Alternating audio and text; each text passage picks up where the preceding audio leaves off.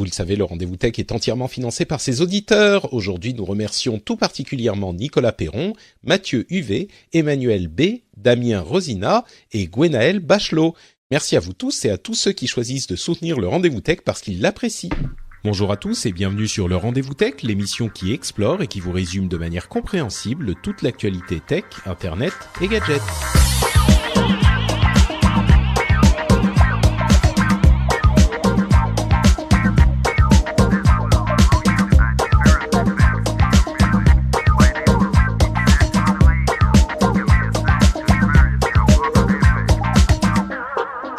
Bonjour à tous et bienvenue sur le Rendez-vous Tech, l'émission hebdomadaire où on vous résume toute l'actualité tech, internet et gadgets. On écume tous les blogs, toutes les news, toutes les infos. On les passe dans notre petite passoire à qualité et on n'en retient que ce qui compte. Et non seulement on n'en retient que ce qui compte, mais en plus on a pour les commenter, les analyser et les comprendre les meilleurs journalistes du pays. Et j'oserais dire du continent, je vais pas aller jusqu'au monde quand même parce qu'il faut pas être trop présomptueux non plus. Donc c'est pas moi les meilleurs journalistes, c'est mes invités bien sûr. Moi je suis Patrick Béja et j'ai l'immense plaisir de recevoir aujourd'hui Cédric Ingrand comme chaque mois. Comment ça va Cédric ? Nous sommes bien d'accord, nous sommes la substantifique moelle de la meilleure essence des journalistes tech. On pourrait même dire qu'on est les meilleurs journalistes tech de France au monde. Je dirais ça. Je dirais que vous êtes les meilleurs journalistes tech de France au monde qui participent au Rendez-vous Tech le mardi 11 septembre. Ça, là, je pense qu'on est. Et donc, je dis vous. Les Espagnols diraient del mundo mundial. Exactement. Et je dis vous, c'est pas que je me suis mis à vous voyer Cédric tout à coup, c'est qu'on a une deuxième invitée, puisque j'ai le plaisir de recevoir pour la première fois dans l'émission, Marie Turcan. Comment ça va Marie ? Hello, alors moi je préfère meilleur journaliste tout court du monde. Ah d'accord, ça bon. C'est plus bref. C'est vrai qu'il faut faire dans l'efficace. La fougue de la jeunesse. Ouais, c'est ça. Non, mais il faut faire dans l'efficace. Meilleur journaliste du monde, c'est voilà, tu le mets sur une carte de visite. Ça rentre mieux sur ma bio Twitter. C'est ça. Très très bien. Merci de te joindre à nous, Marie. Tu n'es pas étrangère au podcast puisque tu fais entre autres, tu participes, gères le podcast de Numérama, n'est-ce pas ? Exact. Avec Nelly Lesage qui est en charge de la deuxième saison là de l'animation, mais je participe, ouais. C'est ça. Donc, on en dira un petit peu plus sur cette production à la fin de l'émission. Mais en attendant, on va se lancer dans les news avec, on va parler rapidement des news Apple parce que la conférence est demain. Donc, la plupart des gens vont entendre cette émission et rire de nos bêtises. De nos prédictions. C'est ça. On va parler ensuite d'innovation dans les smartphones, on va parler de Facebook qui va bien mais pas bien mais bien quand même, d'idées intéressantes qu'avancent les gouvernements et d'idées moins intéressantes peut-être, et puis plein d'autres petites choses en plus de tout ça. Et donc on commence avec la dernière fournée des news Apple avant la conférence de demain, que d'ailleurs entre parenthèses je couvrirai en live avec les amis du studio Renegade. Donc si ça vous intéresse vraiment, vous pourrez nous voir rire gentiment, nous moquer gentiment de cette conférence comme on le fait désormais de manière traditionnelle, mais tout de même pour cacher, en fait on essaye de masquer notre enthousiasme de fanboy quand on fait ça, c'est évident. Donc les dernières rumeurs font état de quoi ? Alors on le savait déjà, 3 téléphones, un XS, un XS Plus et un XC. Donc ça serait les noms des 3 modèles, le XS Plus étant au prix du X de l'année dernière. Donc on a une gamme de prix qui est comparable à celle de l'année dernière, peut-être un tout petit peu tirée vers le haut. C'était prévisible.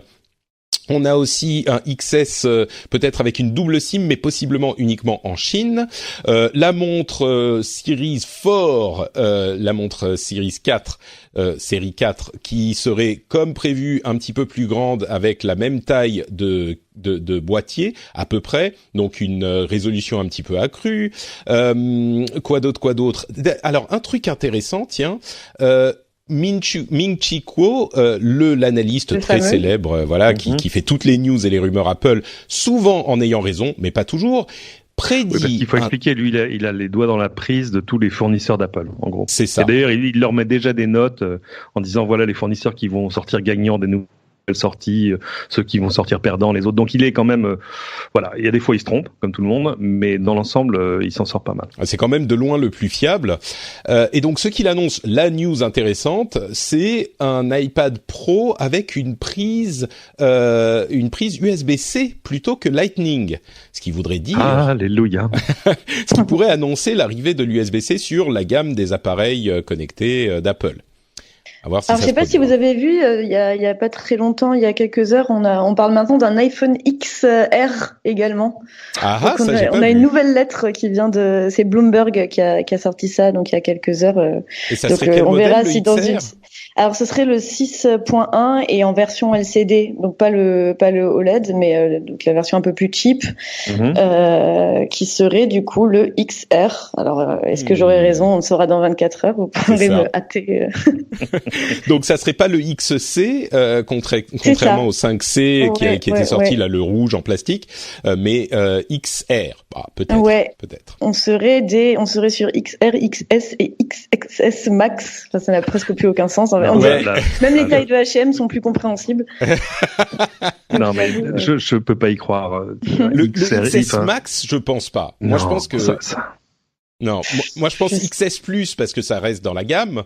XS Max, moi j'y crois pas. C'est drôle, ce serait drôle. Ça serait marrant, mais imagine c'est la même entreprise qui sort un MacBook en disant celui-là s'appellera MacBook. Donc c'est ça. Alors évidemment, il faut quand même les nommer ces téléphones ou les différencier d'une manière ou d'une autre, mais bon, je sais pas, on va voir. De toute façon, on va pas trop s'apesantir sur ce genre de choses parce qu'on va être tous filmés ou démentis sous 24 heures, donc on va pas. Voilà. Et bien sûr, le nouveau modèle de Mac qui devrait arriver aussi. Donc, c'était pour le petit résumé de toutes ces rumeurs qui ont fusé ces derniers jours et ces dernières semaines. On ajoute tout de même que il devrait y avoir une conférence Microsoft qui était un petit peu inattendue, qui a été annoncée pour le 2 octobre. Donc ça, c'est une annonce officielle. Visiblement, ça serait pour annoncer une nouvelle série de Surface, alors de matériel Surface. A priori, les tablettes peut-être. Mais peut-être autre chose, qui sait. Donc ça serait le 2 octobre et la confirmation de la conférence Google qui aura lieu le 9 octobre à New York, comme prévu, pour annoncer le Pixel 3 et le Pixel 3 XL, donc leur nouveau téléphone. Et Marie, tu nous disais qu'il y a une petite news en plus là dans le lot. Mais tout à fait, Patrick. Juste au moment où on enregistre ce podcast, on a commencé à recevoir les invitations de Google à Paris, donc Google France, qui envoie des invitations aux journalistes pour une conférence le 9 octobre à 16h30, donc exactement en simultané des États-Unis. On imagine que, alors c'est la première fois que Google fait une conférence en simultané comme ça avec celle aux États-Unis, et on imagine évidemment que c'est pas pour rien. S'ils n'avaient pas de produit à annoncer, ils le feraient peut-être pas, ils annonceraient peut-être pas la conf à Paris. Donc on va rester très attentif. Oui, mais il y a peut-être quand même des trucs à suivre de ce côté-là au niveau de peut-être même de smartphones qui seraient lancés en France. Bah oui, c'est ça. Ce qui est significatif, c'est que ça veut dire que enfin on va avoir une distribution décente pour un futur Pixel, par exemple, chez nous, parce que jusque-là, c'était quasiment du marché gris arriver à mettre la main sur un Pixel ici. C'est-à-dire que les Pixel 1 et 2 n'étaient pas sortis officiellement en France. C'est pour ça. Voilà. Donc pourtant, ils auraient mérité, hein.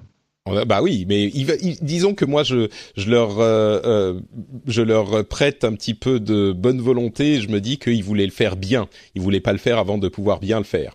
Donc là, peut-être qu'ils pourront effectivement bien le faire. Mais oui, le fait que ça soit en France, a priori, ça confirme la sortie du Pixel 3 et Pixel 3 XL en France, ce qui réjouira tous ceux qui veulent un téléphone de bonne facture avec une interface pure Android, ce qui est difficile encore un petit peu à trouver. On les trouve chez Nokia. Non, il y a quelques constructeurs. Mon Xiaomi XA1, non AX11, A1, X. Bref, le Xiaomi que j'aime beaucoup, il est interface pure Google, donc ils existent. Mais là, c'est venant directement de chez Google, donc c'est encore mieux. Yes. Donc ça sera début octobre. Comme d'habitude, la rentrée est assez active au niveau des annonces de smartphones.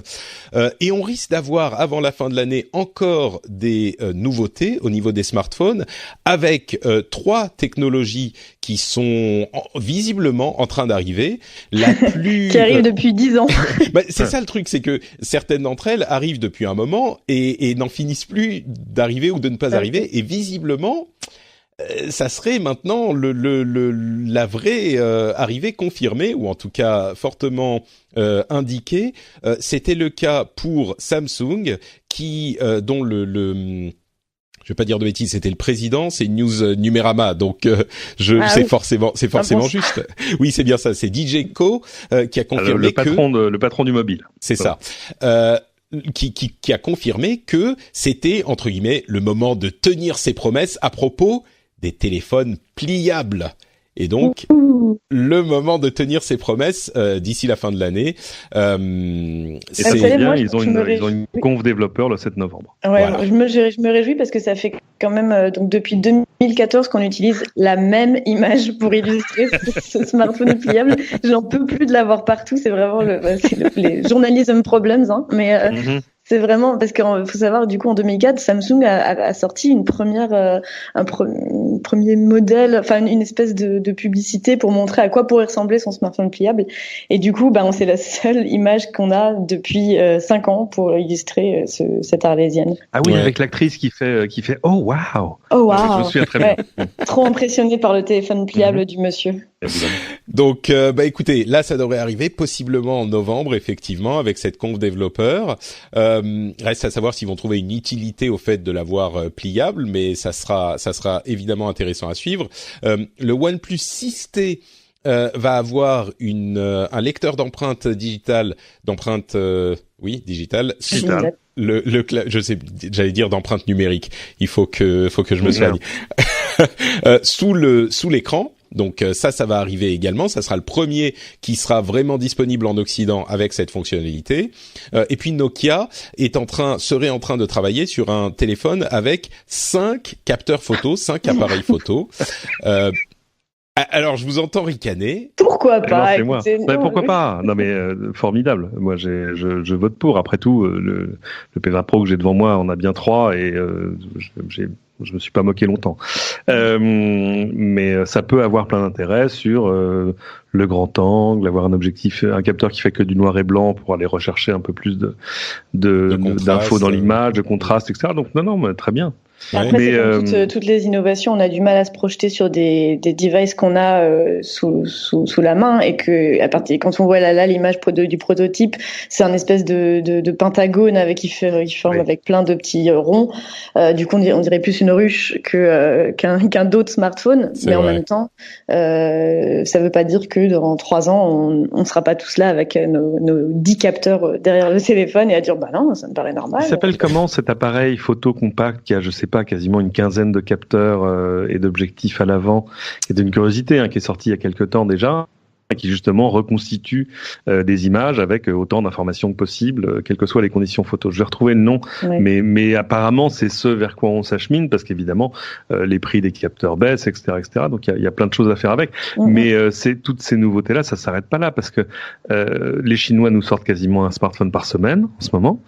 Entre OnePlus, Xiaomi, Huawei, Honor va sortir le Magic 2 qu'ils ont évoqué à l'IFA il y a 2 semaines.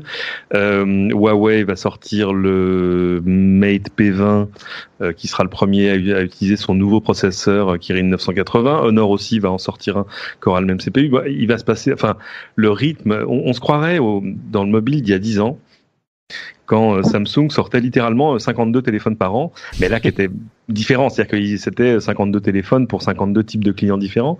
Là, l'accélération des sorties avec l'explosion presque des marques chinoises est assez impressionnante. Oui, mais ils sont quand même. Là, on a parlé de certaines innovations qui différencient les produits. J'ai pas l'impression qu'il y ait autant de différences dans les téléphones qu'on voit régulièrement, quoi. Pas tous, mais il faut jamais oublier l'innovation du prix. Oui, non, ça évidemment, ça on en a effectivement beaucoup parlé aussi. Mais si vous deviez choisir une de ces 3 innovations, laquelle vous paraîtrait la plus intéressante comme ça à froid ? Le pliable, le capteur d'empreinte sous l'écran, bon, et les 5 capteurs. Pas. Je pense que c'est celui qui a aussi le plus de chances de prendre vraiment, ce serait le capteur d'empreinte sur écran, parce que Face ID, donc la technologie qui permet de débloquer son smartphone ou débloquer des choses avec votre visage, ça reste à la fois invasif et compliqué dans l'utilisation de tous les jours. Moi, j'ai un iPhone 10 et c'est vrai que ça peut être embêtant. Il faut prendre le portable, le mettre devant son nez pour que ça débloque. Ouais, quand il est sur la table et que tu as une notification, c'est un peu pénible, c'est vrai. T'es obligé de taper ton code. Bon, c'est un petit problème de riche, c'est le cas de le dire. Ouais. Mais donc oui, l'autre innovation me semble, je pense qu'elle trouvera sa place. Ouais. Donc toi, le capteur d'empreinte sous l'écran, Cédric, toi tu prends quoi ?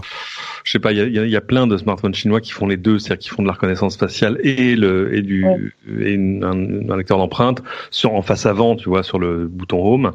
Donc ça, j'ai plus envie de voir ce qu'on va enfin faire avec un smartphone pliable. Et puis les 5 capteurs photo là aussi, tu vois. Mais du coup tu prends tout, Cédric. Je veux tout. Je veux un smartphone pliable avec 5 capteurs photo. Débrouillez-vous. Ouais, moi je dirais effectivement avoir un capteur d'empreinte en plus du capteur Face ID, parce que c'est pratique aussi, mais avoir les deux ça pourrait être pas mal. Ou alors améliorer le Face ID pour qu'il ait une sorte de fisheye dans l'appareil et qu'il puisse le capter même quand il est posé. Ça serait idéal, mais ça pose des problèmes avec le faisceau infrarouge pour capter le visage, etc. Ouais, bref. L'illuminateur infrarouge va pas l'illuminer à 180 degrés, quoi. C'est ça, oui. Mine de rien, le téléphone avec plein de capteurs, tout ce qui peut améliorer la qualité des photos, moi je suis pour. Ça peut être ridicule, comme vous le disiez, ça peut paraître ridicule d'avoir plusieurs capteurs, mais si ça améliore effectivement la qualité des photos, bah pourquoi pas, moi je prends. Hein. Oui, donc, moi c'est ce qui m'a fait changer. Tu vois, c'est ce qui m'a fait repasser d'iPhone à Android. Hein. C'est les 3 capteurs. C'est pas les 3 capteurs du P20 Pro, c'est les photos. Oui, bien sûr. Où tout à coup, j'ai dit, il y a pas photo, sans jeu de mots, et voilà. Donc moi, j'attends beaucoup. J'attends beaucoup la keynote de demain pour voir si je reviens à la maison. Tu penses qu'on va vers plus de capteurs? Non, je pense pas qu'on va vers plus de capteurs, mais par contre, peut-être des choses sur la une qualité d'image, tu veux dire? Oui, parce que quand même, ils savent que c'est un terrain sur lequel il faut absolument se battre. Parce que c'est la première chose quasiment qu'on fait avec son smartphone en dehors de consulter des infos. Donc, les 5 capteurs photo de Nokia, je vais regarder ça de près parce qu'en plus, il y a ce côté pure Android qui est quand même, voilà. Et puis Nokia, depuis 2 ans, fait quand même des smartphones vraiment, vraiment réussis, quoi. Est-ce que vous avez entendu parler de cette histoire de Huawei qui s'est fait prendre la main dans le sac? Ouais, ils auraient menti sur leur performance lors des tests. Ouais, encore plus que ça, ils ont révisé pour l'examen, quoi. Mais ils ont un téléphone qui, quand on fait des tests, passe en mode performance, c'est-à-dire qui truque les performances de l'appareil pour avoir de meilleurs scores. Bon, ça c'est déjà arrivé par le passé, pas forcément chez Huawei, mais chez des concurrents. Mais ce qui est marrant, c'est que quand ils se sont fait prendre la main dans le sac, ce qu'a dit Huawei, c'est pas oui, on est désolé, on fait ça, mais c'est juste pour machin. Ils ont dit mais monsieur, les autres le font aussi. J'ai trouvé ça assez audacieux comme défense. Je pense l'utiliser la prochaine fois que je me fais, je me prends une amende parce que je me suis mal garé. J'allais dire la prochaine fois que je fraude au fisc ou que je fais un excès de vitesse, mais ça je le fais jamais, ni l'un ni l'autre. Donc il ne reste que parfois peut-être l'amende pour le parking, dépassement de parking. C'est assez caractéristique c'est quand même une défense qu'on entend pas mal dans la tech et on va peut-être en parler après de Facebook, mais rien que pour bannir une certaine personne ou bannir un certain compte, on voit que les géants de la tech attendent ce que va faire le voisin avant de bannir un compte. Je parlerai d'Alex Jones et d'Infowars, donc un compte qui propage la propagande d'extrême droite. Pendant longtemps, il n'a pas été battu. Il y a eu beaucoup de conspirationnisme également. Et pendant longtemps, ils ont refusé de bannir sa page en disant regardez sur Twitter, regardez sur YouTube. Eux, ils le font pas, donc pourquoi nous on le ferait. Et c'est tout un truc c'est assez caractéristique au final du monde de la tech en général, de dire bon, franchement, pourquoi est-ce qu'on le ferait? Pourquoi on serait les premiers à le faire alors que d'autres le font? Alors ouais, bah tiens, passons. Je voulais en parler plus tard, mais parlons rapidement de Infowars du coup, puisque tu évoques le sujet. C'est vrai que on en avait déjà. Enfin, Guillaume et ses invités pendant que j'étais en vacances l'avaient évoqué il y a quelques semaines, et c'est vrai que c'est un cas un petit peu particulier parce que le cas d'Infowars est tellement extrême. Pour ceux qui connaissent pas, donc Guillaume en avait parlé, mais ils avaient dit peut-être un petit peu, ils avaient été un petit peu gentils avec Alex Jones. C'est pas juste quelqu'un qui diffuse quelques fake news ou qui fait de la controverse. Vous vous souvenez de ce journal Nouvelles du Monde? Weekly World News, oui. Voilà, c'était le truc où il vous annonçait que les aliens avaient atterri et enlevé le président des États-Unis et remplacé par un homme lézard, tu vois, c'était et les gens croyaient. Et mais Alex Jones, c'est ça. Je plaisante pas quand je dis c'est de la conspiration niveau Nouvelles du Monde. C'est assez affligeant et c'était une blague, il est texan.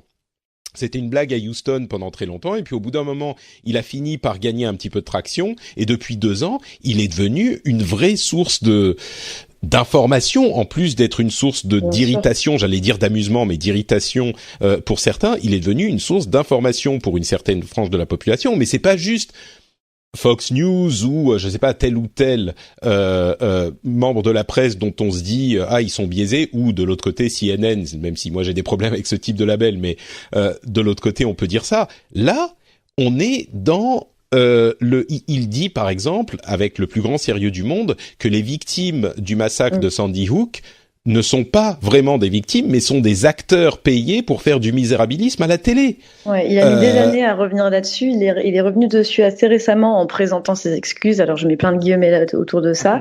Ouais. Et il a été également, il a aidé à partager toute la conspiration autour du Pizzagate, où il aurait semblé que Hillary Clinton et son chef de cabinet étaient à la tête d'un réseau pédophile qui se cachait derrière une pizzeria aux États-Unis. Le problème, c'est un truc organisé dans la cave de la pizzeria. Dans la cave de la pizzeria, qui n'avait pas de cave. C'est qu'un mec est allé dans la pizzeria avec une arme à feu et a tiré. Heureusement, il n'a pas eu de victime, mais il aurait pu y en avoir. Et c'est pour ça que quand on parle de conspirationnistes et que souvent nous, sur Numérama, on traite ce genre de sujet et on nous dit, franchement, qu'est-ce que ça peut vous faire? C'est comme les gens qui disent que la Terre est plate, on s'en fout, ils font de mal à personne. Si, en fait, ils font du mal aux gens. Non seulement on parle évidemment de faire basculer des élections, mais on parle aussi de danger physique et l'information a de l'importance au-delà de juste, chacun fait ce qu'il veut, chacun croit ce qu'il veut. Là, on va plus loin que ça, en plus des discours nauséabonds qu'il partage. Et donc, en l'occurrence, la raison pour laquelle on en parle, c'est que Apple a fini par bannir l'application. Ils avaient banni déjà le podcast d'Alex Jones il y a quelques semaines de ça, et Twitter a suspendu de manière permanente le compte d'Alex Jones. Alors, c'était un petit peu limite parce qu'ils l'ont enfin suspendu de manière permanente après qu'il ait attaqué Jack Dorsey, le fondateur de Twitter. Mais bon. Oui, et puis ils ont eu un discours. C'est toujours la même chose. On n'ose pas l'interdire sur le fond, donc on va l'interdire sur un ou deux messages en disant là, il a posté un message que nous trouvons problématique vis-à-vis de nos conditions d'utilisation. En fait, c'est toujours essayer de garder un espèce de discours de fausse neutralité pour calmer les défenseurs de cette pseudo-neutralité de la tech qui n'existe plus, et en même temps ils sont obligés d'y aller parce que les autres y sont allés aussi, donc il y a tout ce c'est vrai qu'il y a eu un mouvement de foule dans les bannissements spécifiquement d'Alex Jones, mais je sais pas, Cédric, est-ce que tu peux là on est très convaincus que dans ce cas c'est quelque chose de nécessaire, j'ai l'impression.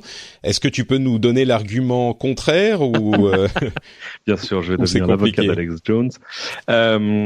Non, je pense que honnêtement, ça avait trop duré. C'est-à-dire qu'on était quand même, on était au-delà de la fake news. On est quand même dans un truc qui est un pur média d'inflammation, tu vois. Enfin, et puis qui racontait n'importe quoi, mais ça allait quand même extrêmement loin.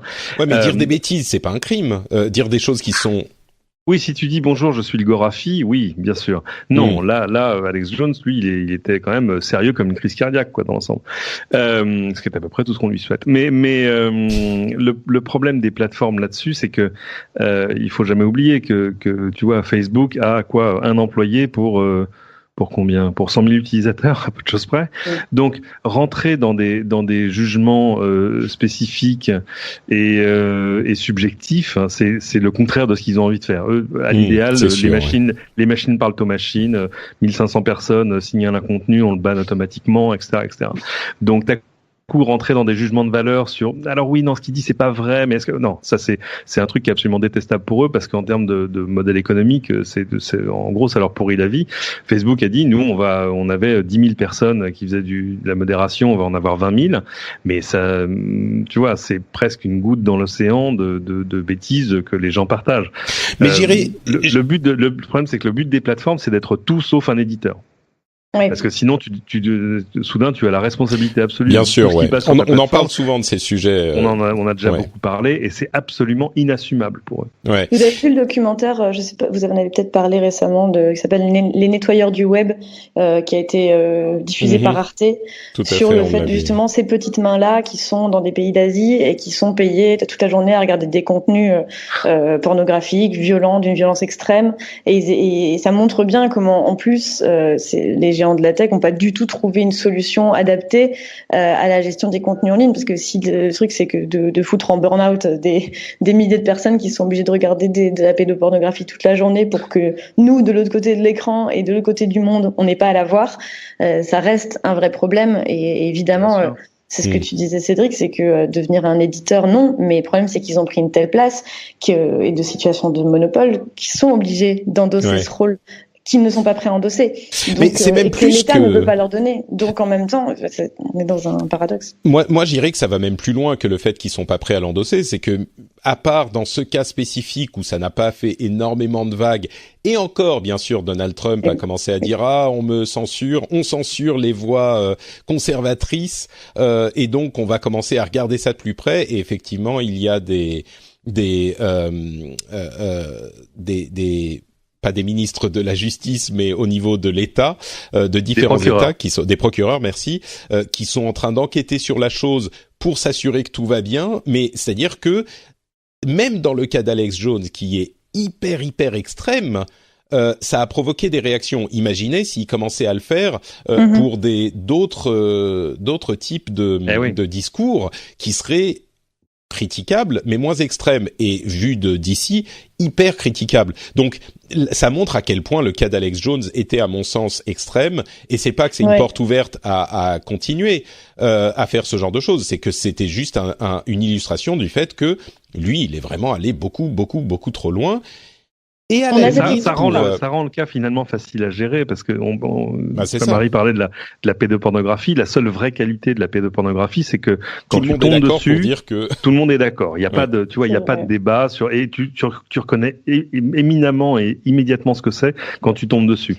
Le problème, c'est justement tous ces cas qui sont à la question sur qu'est-ce qui relève de l'art et qu'est-ce qui relève de l'érotisme et qu'est-ce qui relève de la pornographie. Ça, d'un coup, tu tombes sur des cas vraiment compliqués. C'est bien le problème.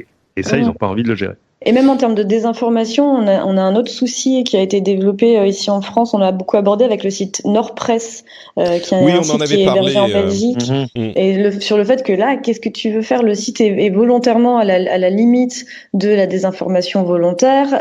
Il propage lui-même ses fake news, ses fausses informations sur des sites d'extrême droite, sur des groupes Facebook d'extrême droite pour faire monter la sauce. Donc il est volontairement en train de propager des mensonges, et en même temps, Facebook ne le supprime pas. Mais oui, mais quelle est la base légale sur, tu vois, c'est... Mais il n'y a pas de base légale à partir du moment où on utilise une plateforme tierce de base. Bien sûr. Oui, mais c'est des sujets dont on a beaucoup parlé ces derniers mois. Je suis sûr qu'on va continuer à en parler, donc on va pas trop s'étendre. le fait est que dans le cas d'Infowars et d'Alex Jones, la décision a été prise assez unanimement par les sociétés tech. Et il y a, alors bien sûr, il se réfère au premier amendement pour dire mais vous limitez la liberté d'expression. Évidemment, les premiers mots du premier amendement, c'est le gouvernement ne peut pas décider de ce que vous pouvez dire ou pas, et n'importe quelle société peut décider qu'ils ne vous veulent pas sur leur plateforme ou dans leur sein. Et ça ne contrevient pas au premier amendement. Mais c'est quand même une question qui se pose. Et si elle se pose à demi-mot avec Alex Jones, on peut imaginer que si les sociétés tech faisaient des mouvements avec d'autres personnes, ça serait plus problématique encore. Mais bon, parlons un petit peu plus de Facebook, mais dans un autre contexte. Une étude récente. Je vais vous retrouver le nom de l'étude. Alors c'est Common Sense Media, qui est une organisation à but non lucratif, qui a fait une étude sur Facebook et sur l'utilisation de Facebook. Il y a plein de chiffres qu'on pourrait retenir, mais le chiffre qui est important à mon sens, c'est l'utilisation chez les entre guillemets jeunes, c'est-à-dire les gens qui ont des adolescents.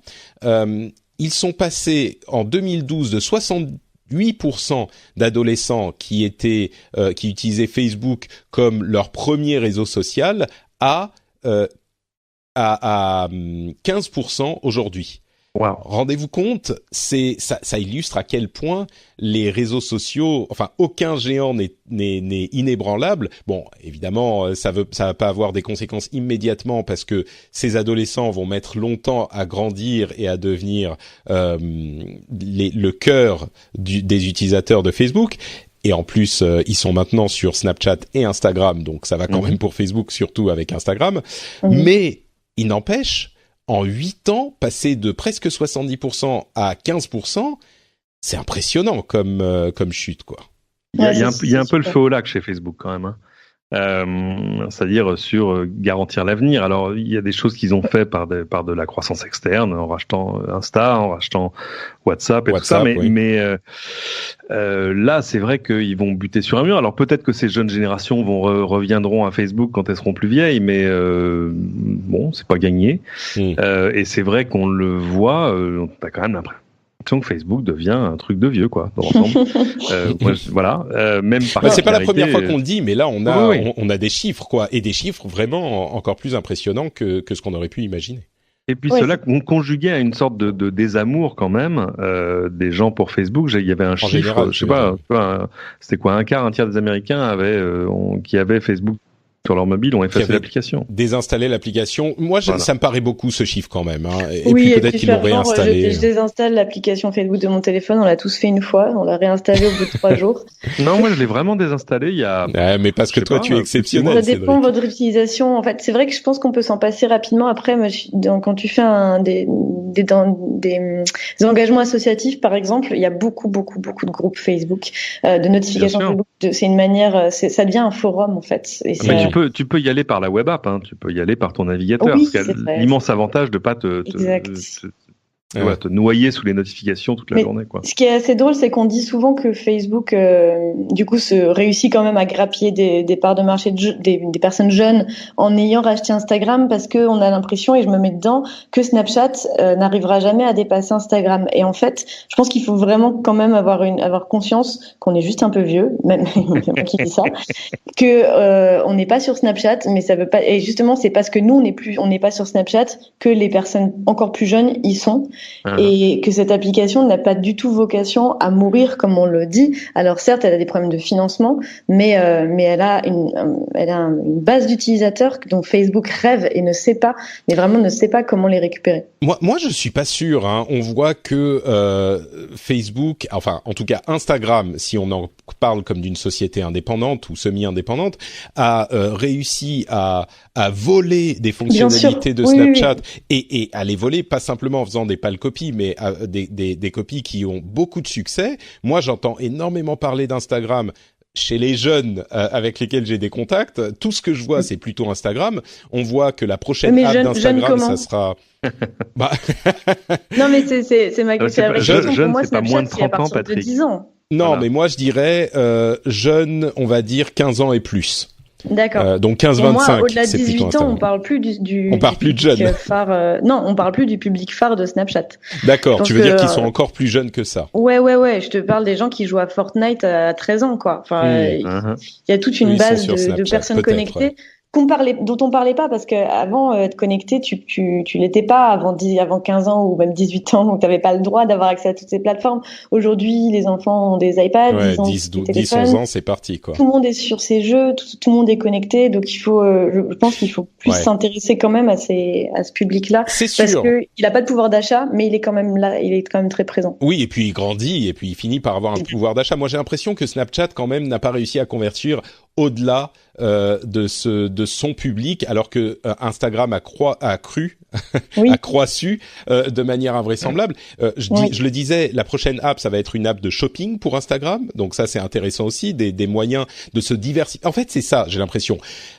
Instagram a su croître et devenir intéressant pour différents types d'activités, alors que Snapchat, on voit le prochain truc qu'ils sont en train de faire, c'est un redesign de leurs spectacles, là, les lunettes ridicules qui ont fait un four total, et les nouvelles sont encore plus moches que les anciennes. Je suis pas d'accord. Oh, elles sont hyper classiques, elles n'ont aucune personnalité. Déjà, les anciennes, je les trouvais pas jolies, mais les anciennes avaient beaucoup de personnalité, disons. C'est ça. Là, l'objectif, c'est d'essayer de les vendre à des personnes un peu réticentes à l'idée qu'on voit. Personne ne va acheter ça comme des lunettes normales. Enfin, elles ont, ça a l'air, voilà à quoi elles ressemblent. Elles ressemblent à des lunettes 3D pas chères que tu as dans les cinémas, tu sais, et que tu peux même jeter à la fin, que t'es pas obligé de remettre dans le. Elles coûtent un peu plus cher. Elle coûte un peu plus cher, évidemment. Bon, un autre sujet sur Facebook, c'est le chiffrement. Et Mark Zuckerberg a publié un petit article sur le chiffrement et les problèmes que ça pose pour la désinformation, de chiffrer sa plateforme. Et là, je me suis dit, mais enfin, qu'est-ce que c'est que cette histoire ? Quelle est cette nouvelle méthode pour essayer d'éviter d'avoir à chiffrer tout de bout en bout ? Quelle ridicule excuse ! Et en fait, il a connecté deux points auxquels je n'avais pas du tout pensé. C'est le chiffrement sur WhatsApp et les problèmes de désinformation absolument massifs qu'il commence à y avoir dans des pays où WhatsApp est hyper utilisé. Le truc, c'est que des pays comme l'Inde, notamment, utilisent WhatsApp avec des groupes, donc des groupes de 100 ou 150 personnes, et s'envoient des informations par, en fait, ce qui est des messages privés, c'est des messages privés de groupes de WhatsApp. Et le fait alors évidemment, ça concerne pas tout à fait Facebook, encore que ça pourrait éventuellement s'appliquer à terme, mais le fait de chiffrer de bout en bout les messageries privées de WhatsApp, enfin les messages de WhatsApp, de manière absolue, ce qui serait possible techniquement, ferait que tous ces groupes de discussion deviennent complètement impénétrables et donc la désinformation serait impossible à enrayer et tout simplement ces messages seraient impossibles à surveiller. Et quand, comme le disait Marie tout à l'heure, c'est pas juste de dire la Terre est plate et pas ronde, on nous ment. C'est qu'il y a des problèmes qui mènent à des violences extrêmement préoccupantes dans le pays. On parle de l'Inde. Il y a eu des actions violentes suite à des rumeurs, des actions contre des femmes qui avaient rien fait du tout, enfin des choses absolument alarmantes. Et c'est vrai que du coup, le fait de chiffrer de bout en bout ce type d'outils également pourrait poser des problèmes de ce type-là. Et moi, j'y avais pas du tout pensé. Donc est-ce que la solution, c'est de dire, parce qu'en plus, c'est souvent des groupes absolument massifs, hein, est-ce que la solution, c'est de dire, bon, écoutez, au-delà de 100 personnes dans un groupe, on arrête de crypter ? parce qu'on estime que vous êtes dans une communication qui est publique ou parapublique, et donc vous n'avez plus la même exigence de confidentialité que quand vous parlez à 2, à 3 ou à 4. Mais c'est vrai que oui, ce qui s'est passé en Inde est terrible, hein, avec des rumeurs de rapt d'enfants qui ont mené à des meurtres. Je sais plus, je crois que c'était le Premier ministre indien ou un ministre indien qui dit oui, nous avions le GER, mais Facebook nous a donné le vent.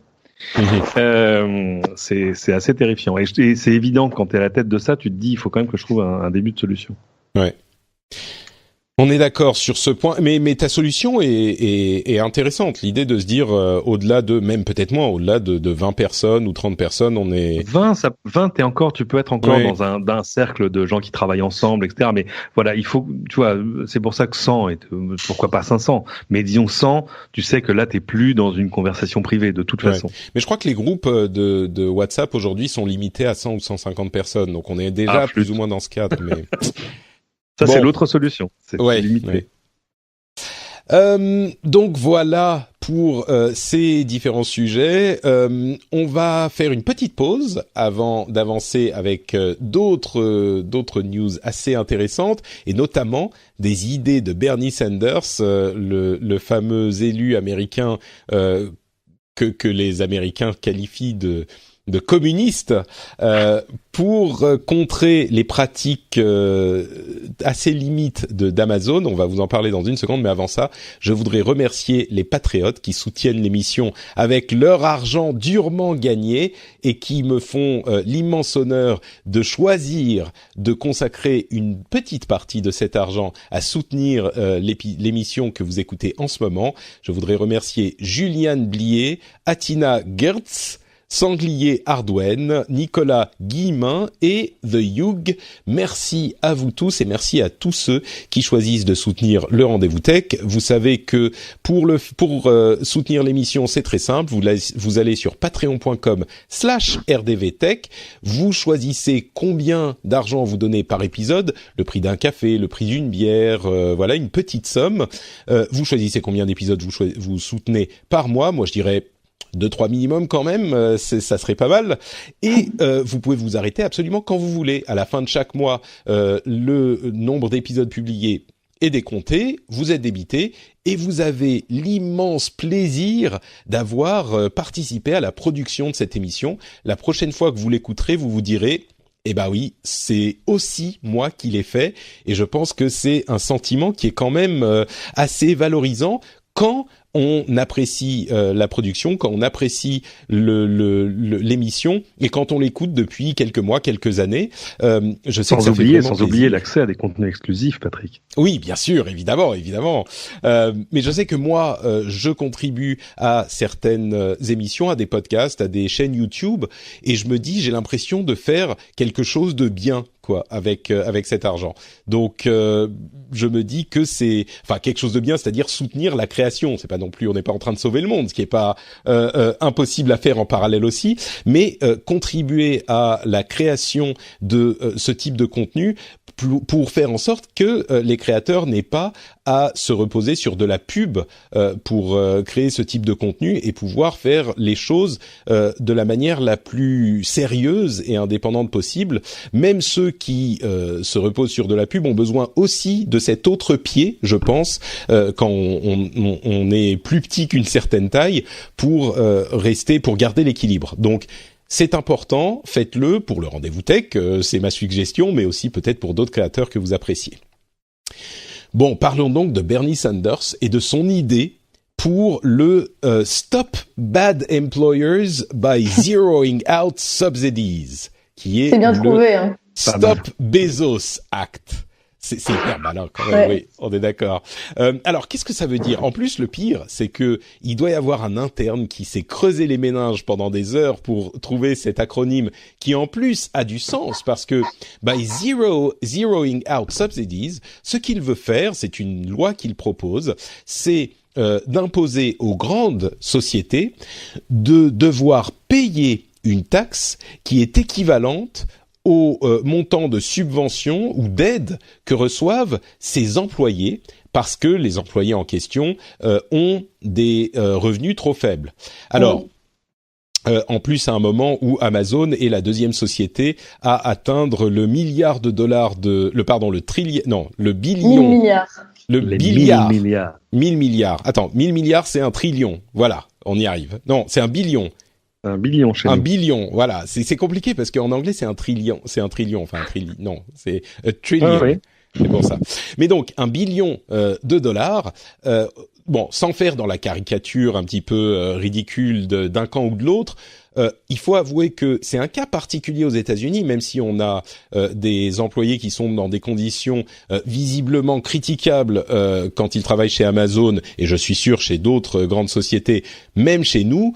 Aux États-Unis, on n'a évidemment pas le même type de protection sociale et de conditions de travail imposées que chez nous, et donc aux États-Unis, ça peut être encore plus inquiétant qu'ici. L'idée qu'ils ont un travail à temps plein et qu'ils ont en plus des aides qui sont importantes pour pouvoir vivre, c'est moi comme ça de but en blanc, il faudrait voir les détails, mais l'idée que la société doive payer en taxes l'équivalent de ce que la communauté verse aux employés qui sont pourtant employés, qui ont un travail, ça me paraît pas complètement incohérent comme ça. Est-ce que je me suis fait avoir par Bernie Sanders ? Non, c'est juste que évidemment on est dans un coup de com' un peu plus gros que la simple proposition de Bernie Sanders. Ce qui pourrait être plus simple, c'est juste de forcer Amazon à payer correctement ses employés. On est là dans une espèce de mesure un peu punitive pour mettre le doigt sur le fait que depuis quelque temps sortent de pas mal d'informations sur le fait que Amazon a des employés en surmenage. Il y a des employés qui sont tellement stressés à cause de leurs objectifs qu'ils sont obligés de faire pipi dans des bouteilles. Alors on a vu partout que les employés d'Amazon faisaient pipi dans une bouteille. Alors oui, ça peut arriver apparemment. Le fait est que en effet, ce que tu dis est assez juste parce que on est aux États-Unis et qu'aux États-Unis la flexibilité du travail est pas du tout la même. Il y a beaucoup moins de régulation. C'est très compliqué. Évidemment, cet texte pourra pas être mis en place parce qu'on peut pas vraiment pénaliser ils pourraient mettre dans ce cas-là un SMIC et c'est un peu l'équivalent, sauf qu'il peut pas aller à l'attaque de ces entreprises en disant je veux que tout le monde soit payé au SMIC parce que ça marche pas comme ça aux États-Unis. Ouais. Voilà. Donc tu penses que c'est vraiment un coup de com et que c'est je pense qu'il a il a des vraies positions derrière. Hein. C'est juste que évidemment, je pense qu'il y a aucun moyen dans lesquels ça peut être mis en place, d'autant plus que, je sais pas si vous avez vu, mais la manière de répondre d'Amazon a été très drôle.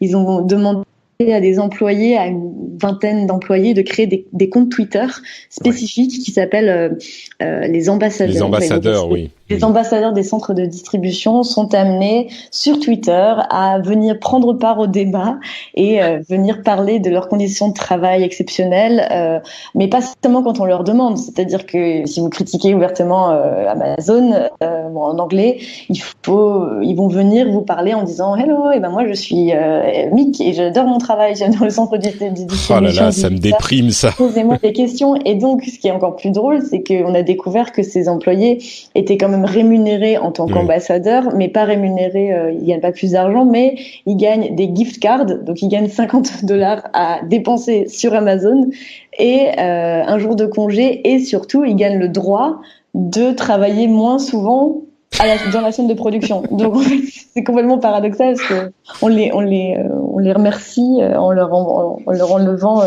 cette tâche qui apparemment cette tâche dont ils expliquent qu'ils sont, oui, c'est ça. Voilà. Ouais. Bon, sur le principe, ne parlons pas de la faisabilité, Cédric. Sur le principe, c'est quelque chose qui pourrait... La faisabilité, non, mais elle est pas inexistante, hein, la faisabilité. C'est-à-dire que le problème, c'est que le salaire minimum aux États-Unis, il est souvent décidé par les États, voire les villes. C'est-à-dire que par exemple, à Seattle et à San Francisco, le salaire minimum, il est, je sais plus, il est au moins à $15 de l'heure.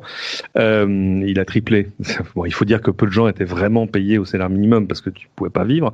Mais problème évidemment de Bernie Sanders, c'est de dire c'est quand même bizarre que d'un côté Amazon organise en plus, tu vois, des concours entre les villes à chaque fois qu'il fait une nouvelle implantation sur qui va me donner les plus grosses subventions, les meilleurs avantages, etc., etc. Et de l'autre côté produisent ce qui est pour l'essentiel des travailleurs pauvres. Et là, je comprends qu'il y ait quand même une dichotomie un peu choquante à gérer, surtout si t'es Bernie Sanders. Mais si, les solutions, elles existent, mais elles sont pas forcément dans les mains de Bernie Sanders. Mais ce que préconise Sanders, c'est pour ça que là-bas on l'appelle un communiste et chez nous ce serait une sorte de, comment dire, un centriste, quoi. Un sociodémocrate. Voilà. Oui, c'est ça. Ça existe chez nous. C'est-à-dire que tout à coup, si on a subventionné, si on a sauvé ton entreprise ou sauvé une implantation, etc., et que tu continues à toucher des aides et que tout à coup tu dis finalement non, je ferme, etc., là il va falloir que tu rendes les aides. Donc il va falloir que tu rendes l'argent, ce que ne fait pas tout le monde. On a des noms. Donc c'est des choses qui existent chez nous. Sur le principe, ce serait pas choquant, mais c'est vrai que le plus simple serait quand même d'arriver à régler le problème de des ces travailleurs pauvres à la base. Évidemment. Ouais. Eux, les subventions, ça leur passe un peu au-dessus de la tête. Oui, non, du coup, c'est vrai que ça pourrait peut-être faire bouger Amazon, mais ça change pas directement leur situation. Peut-être indirectement, ça serait l'espoir en tout cas.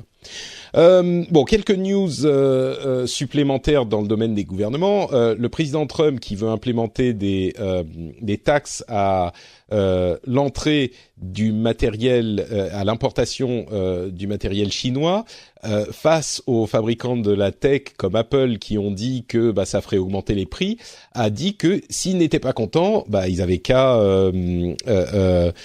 fabriquer leurs produits aux États-Unis et voilà, et tout va bien et MAGA. Évidemment, Apple a répondu parce que Apple avait envoyé une lettre en disant vos taxes elles vont faire augmenter les prix de tel et tel produit. Évidemment, ça a posé au-delà de la question politique, ça pose un autre problème qu'on avait déjà évoqué à l'époque où le président Trump parlait de cette possibilité. C'est que les États-Unis et aucun pays occidental aujourd'hui n'a assez d'ingénieurs et de capacités pour fabriquer ces appareils chez nous. Ça prendrait précisément. Tous les problèmes sont des Pardon, vas-y Marie.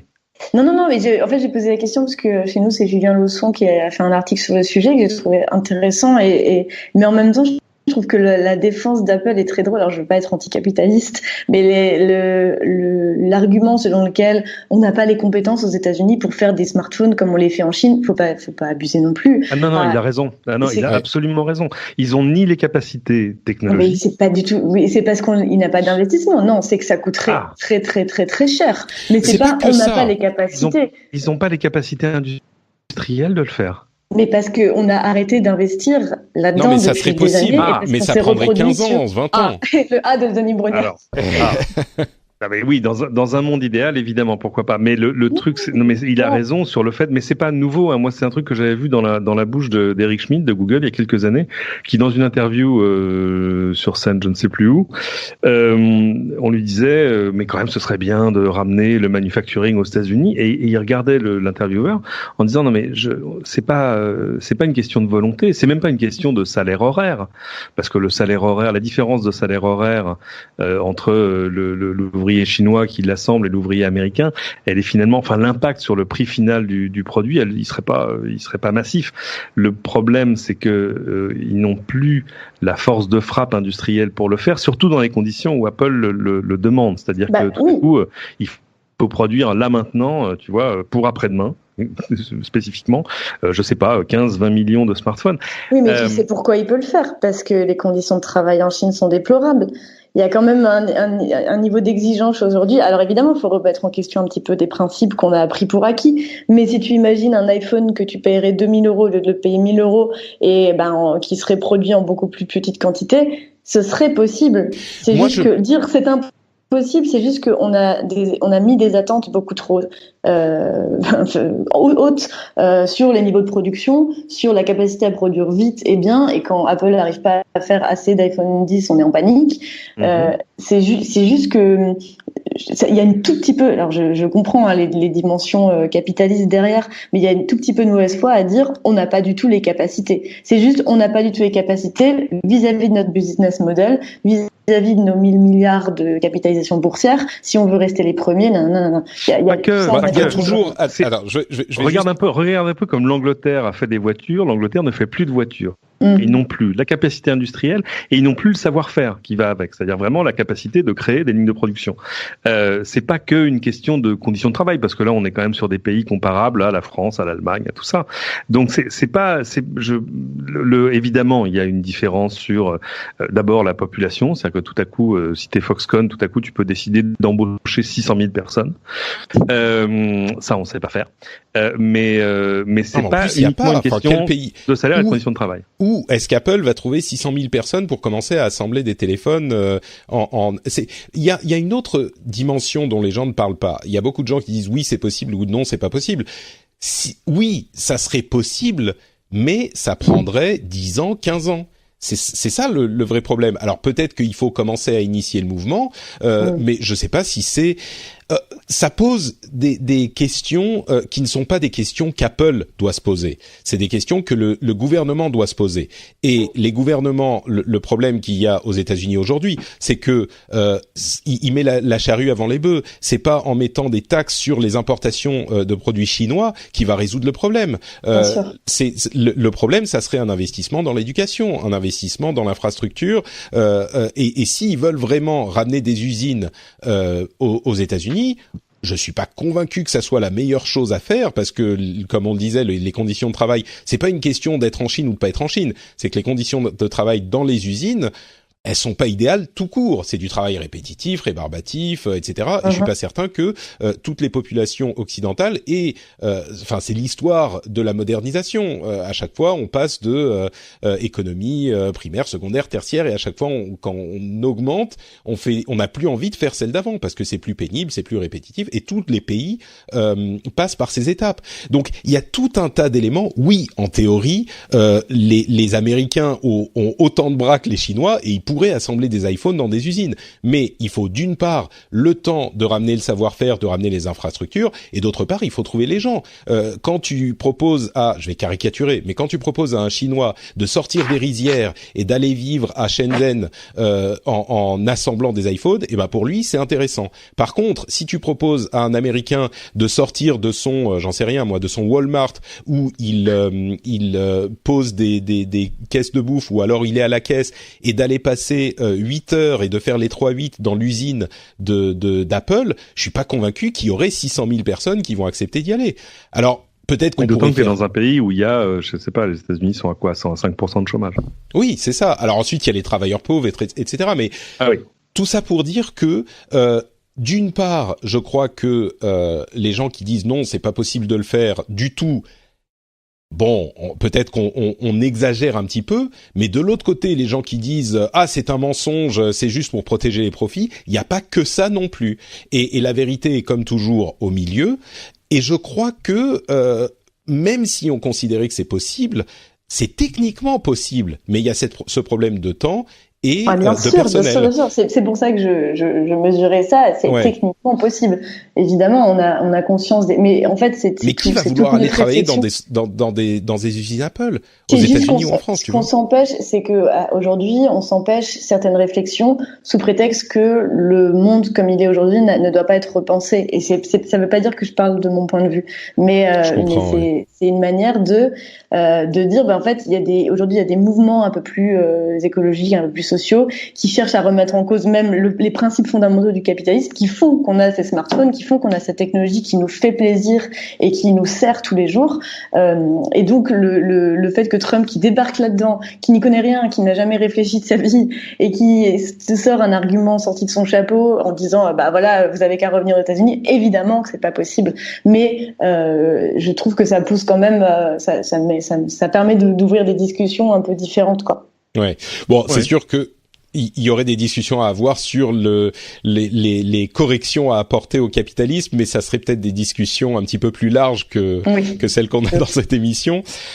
Tu voulais dire un truc, je peux te laisser la conclusion du sujet, Cédric, et puis on va avancer. Non, on pourrait imaginer que Apple produise par exemple ses Mac aux États-Unis, parce que ça, il y a encore, t'as encore la capacité industrielle de le faire.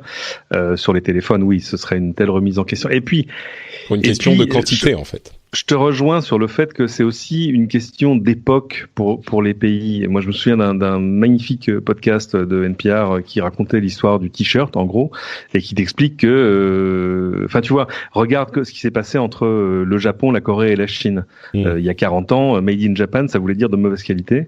Ouais. Et puis, c'est devenu autre chose, et puis c'est devenu innovant, et puis c'est passé à la Corée, et aujourd'hui, les Chinois sont en train de faire aux Coréens ce que les Coréens avaient fait aux Japonais. Bref, c'est une question d'époque dans ton développement industriel. La Chine est en train, elle, de faire migrer des millions et des millions de gens de l'agriculture vers l'industrie, tout en ouvrant des services, etc.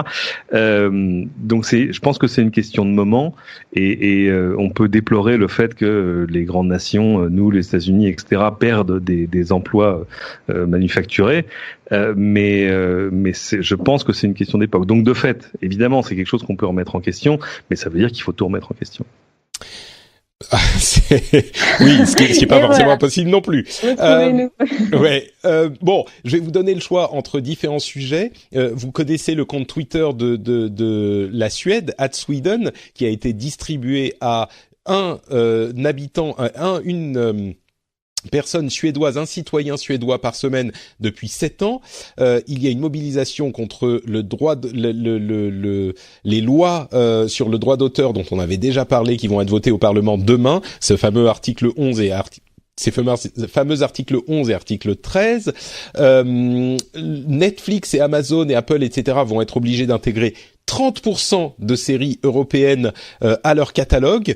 Possiblement, alors Netflix le fait déjà plus ou moins, donc ça aura pas forcément énormément de conséquences, mais il n'y a pas de raison qu'il soit un autre régime que les diffuseurs qui diffusent sur d'autres supports.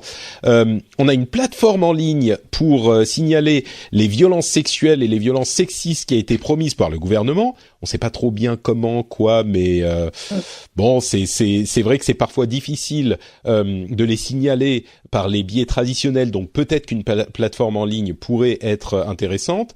Le gouvernement envisage également une loi qui pourrait réguler les réseaux sociaux pour contrer l'addiction aux réseaux sociaux. Là, c'est beaucoup plus nébuleux, et je vous avoue que je suis un peu plus pas inquiet, mais curieux. Et puis le reste, bon, la CNIL s'intéresse à la biométrie au travail. Il y a le Pass Culture qui est en train d'être implémenté. Parmi tous ces sujets, est-ce qu'il y en a un que vous voulez discuter ? Apparemment que vous êtes fan d'addiction aux réseaux sociaux. Donc... on a déjà peut-être un petit peu parlé, mais... Ouais, là c'est sorti dans. Moi, c'est quoi le pro... Alors c'est sorti dans une interview de Mounir Majoubi sur RTL il y a 1 ou 2 jours, et je pense pas que c'était ce qu'il était venu raconter à l'origine. Je pense qu'il a répondu un peu aux débeautés, et il faut qu'on m'explique les contours de l'idée. Enfin, l'idée, c'est de dire on pourrait légiférer sur l'addiction au smartphone. Oui. Et le problème, généralement, c'est que Mounir Majoubi, le jeu des 1000 erreurs. Je le trouve très juste et très dans comment dire, il connaît ces sujets. Autant là, j'avoue qu'en voyant passer ces dires, je me suis dit mais de quoi il parle en fait? Ça sonne faux.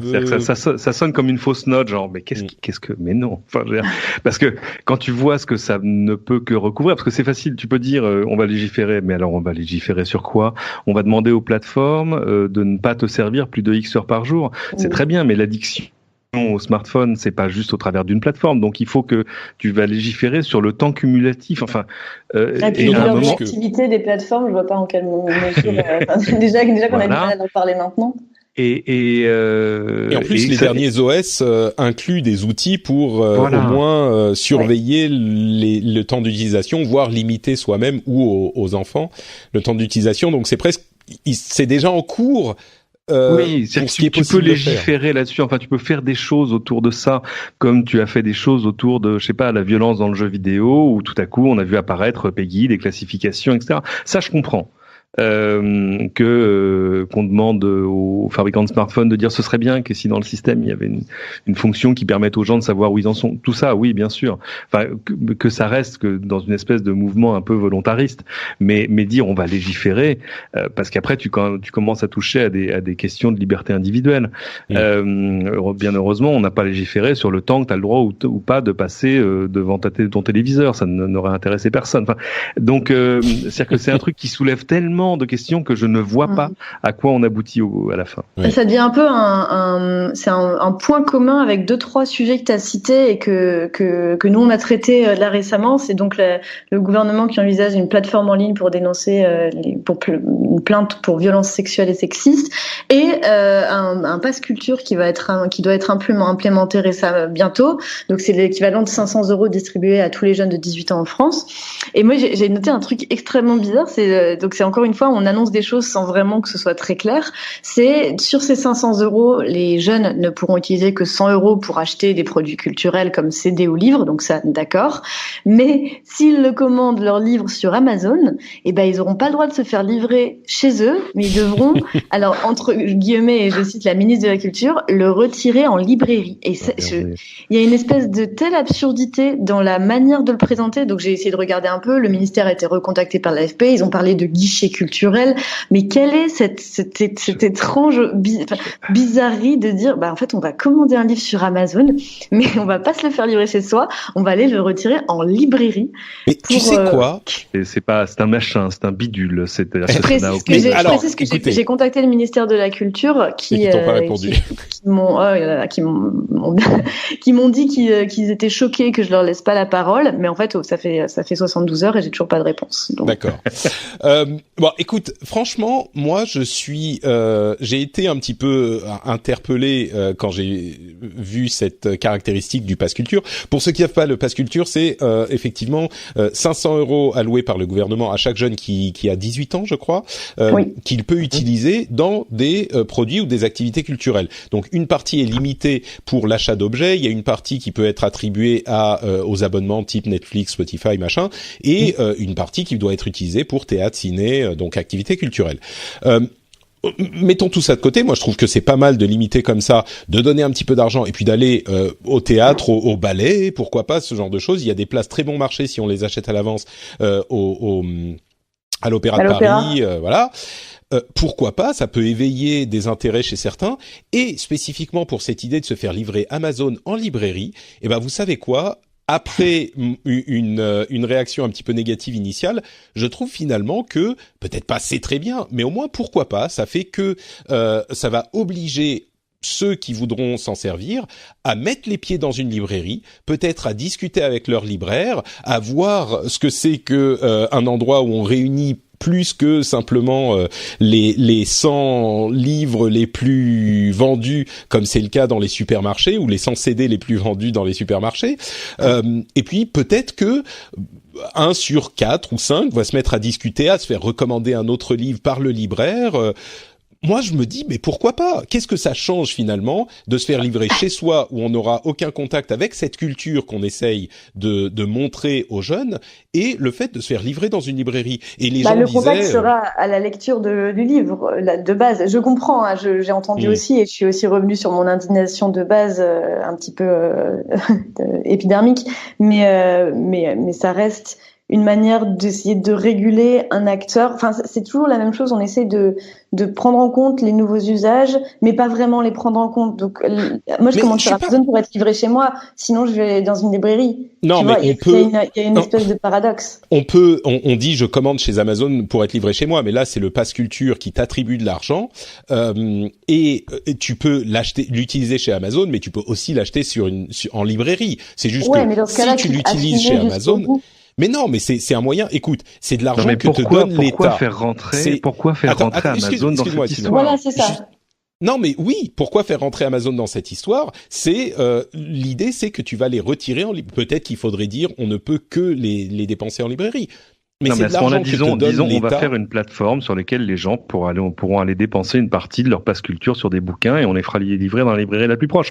Mais il y a quand même un Non, truc. mais on va pas se mettre à développer une plateforme de vente de livres juste pour ça. Ah, donc on va laisser Amazon le faire, mais le forcer à être livré dans une librairie. Enfin, et puis il y a quand même un truc, c'est que on oublie une chose, c'est que, enfin, je veux pas tomber dans un populisme de mauvaise aloi, mais c'est quand même une vue de quelqu'un qui bosse à Palais Royal et qui habite dans le 5e, quoi. C'est-à-dire qu'il y a 14 librairies sur son trajet quotidien. Ouais. On oublie quelque chose, c'est que pour tous les gens qui sont loin d'un centre-ville, qui sont à la campagne, qui sont au fin fond de la Corse et ailleurs, Amazon, c'est un accès à la culture, pour de vrai. Et dans des conditions qui sont quand même finalement pas mal. En plus, on a régulé le prix du livre depuis 81, hein, ça fait 37 ans. Donc il y a pas, tu peux jamais faire plus de 5% de promo. Donc c'est bon, c'est pas ça qui a tué les libraires. Ce qui tue les libraires évidemment, c'est la praticité et puis le fait que tout à coup, si t'as plus de 30 bornes à faire pour aller dans une bonne librairie, eh ben, tu vas commander en ligne. Donc c'est intéressant de dire, ce serait l'occasion d'aider un peu le business des libraires et puis d'ouvrir un peu l'esprit de jeunes lecteurs qui vont probablement découvrir d'autres choses. Mais il faut pas casser le jouet pour autant, quoi. Bon, d'accord. Vous me ramenez tous les deux un petit peu donc du coup, je sais plus quoi penser. Bravo, non, mais bien joué. Toi qui habites dans la dernière des Pampas. Ouais, en Finlande. En Finlande, tu devrais comprendre ça. Oui, elle est où ta non, librairie? C'est vrai. J'admets. Ok, très bien. Bon, tu m'as convaincu. Donc les vues germanopratines du ministère de la Culture, à un moment, il y en a assez, quoi. Bon, je voulais parler aussi d'IBM qui développe son propre assistant personnel intelligent avec de l'intelligence artificielle. Décidément, tout le monde commence à avoir le sien. C'est limite si vous n'allez pas avoir dans quelque temps l'intelligence artificielle du rendez-vous tech, ça serait genre dis Patrick, quelle heure est-il? Ça serait pas mal ça. Il faudrait que je pense à développer un truc comme ça. On va faire Patrick, quel bruit fait un tigre? Raoult. Ah non, ça c'est pas un tigre. C'est le truc le plus populaire dans ma maison chez moi. Hein. C'est vrai. Bah, tous les bruits d'animaux, t'as pas essayé, ça se voit. Non, il parle pas encore le petit, mais je suis sûr que ça va arriver. Spotify est en train de signer directement avec des artistes, ce qui est l'étape ultime de la désintermédiation qui me fait beaucoup rire, puisque ça veut dire que ça court-circuite les labels qui évidemment s'en plaignent. Et le dernier truc dont je voulais parler, c'est ces chaussures à design connecté. Ça, en fait, c'est des chaussures, des baskets qui ont un écran LCD pliable intégré à la basket. Et là, je vous raconte ça a l'air complètement ridicule et ça n'a aucun sens. Et vous vous dites, mais quel intérêt de faire ce genre d'ânerie, encore des bêtises. Et franchement, en les regardant, surtout le modèle où l'écran fait une bonne partie de la chaussure, on peut se connecter à son smartphone et afficher des vidéos et des logos, enfin des symboles comme on les souhaite. Je trouve que franchement, c'est pas moche du tout. Alors c'est évidemment un peu cher, ça coûte genre 500 €, mais y a-t-il un notch sur l'écran? Eh bien oui, figure-toi que oui, il y a un design particulier et l'écran fait pas toute la chaussure, il peut faire soit une partie du côté, soit revenir également sur l'arrière. Mais franchement, dites-moi que c'est pas quand même marrant ce petit design là.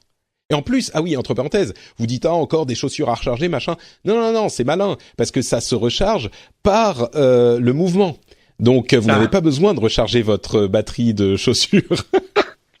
Alors, je pense que moi d'il y a 20 ans aurait adoré ce modèle de chaussures comme elle adorait à l'époque les semelles qui s'illuminent quand on marche. Qui clignotent, hein, mon Dieu. Mes favorites. Mais non, j'avoue, je trouve ça d'une laideur à couper le souffle. Un peu d'imagination, Marie. Tu mets pas des trucs qui bougent tout le temps. Tu mets un petit mouvement subtil avec juste un peu de tu sais, juste le logo, mais le reste en blanc, de manière à ce que ça se fonde dans la chaussure qui est blanche, tu vois. Non, pour tu mets direct ton adresse Twitter. Enfin, oui, ça, à la limite, moi, une bonne carte de visite pour les salons, voilà. Ça, c'est utile. Une carte de visite sur laquelle on met, qu'est-ce qu'on a dit, meilleur journaliste du monde. C'est ça. Et le logo Numérama, en gros. Bien sûr. Oh, franchement, je vous trouve rabat-joie sur le coup. L'idée est quand même hyper sympa, moi, je trouve. C'est la version adulte des baskets qui clignotent. C'est ça, ouais. C'est ça. Moi ça va être très cher. Moi qui étais éminemment contre les PC gamers avec les LED rouges qui clignotent partout, maintenant j'en ai une ou deux. J'ai l'impression que c'est un petit peu le même cheminement intellectuel où je régresse vers les baskets qui clignotent quand on marche. Mais parce que moi je suis trop vieux, j'avais pas les baskets qui clignotent quand on marche quand j'étais petit. Donc, et du coup, t'étais deg, mais c'est ta revanche. C'est ça. Ouais, exactement. Bon, je verrai peut-être que il faudra pour le travail que je les achète pour tester, mais pour le travail, tu vois, pour en dire ce que j'en pense aux auditeurs. Bon, peut-être pas. On va peut-être pas pousser le bouchon jusque là. Bon, bah merci à tous les deux d'avoir participé à cet épisode fort intéressant comme d'habitude. Merci beaucoup. Avant de se quitter, est-ce que vous voulez nous dire où on peut vous retrouver sur Internet? Commençons par toi, Marie. Moi, je suis rédac chef adjointe de numerama.com, qui est le site de référence sur la vie numérique et la technologie. Donc, lisez-moi ici et lisez-moi sur Twitter. Parfait, on aura le lien Twitter dans les notes de l'émission. Cédric, quid de toi? Cédric sur Twitter, vous pouvez retrouver des choses que je fais à la télé sur LCI si vous vous levez tôt le matin, particulièrement le jeudi et le samedi maintenant d'ailleurs, moins tôt, 7h52. Ah, mais c'est bien mieux. C'est un horaire totalement chrétien. Et sinon, @Cédric sur Twitter. Magnifique. Pour ma part, c'est NotePatrick sur Twitter, Facebook et Instagram. Vous pouvez y trouver des photos de mon bébé qui est adorable. Franchement, il commence à ramper. Tu mets des photos de ton bébé sur Instagram? Oui, ça m'arrive. Mais juste les bonnes, juste les très bien, pas énormément. Mais en fait, là, il a appris à ramper.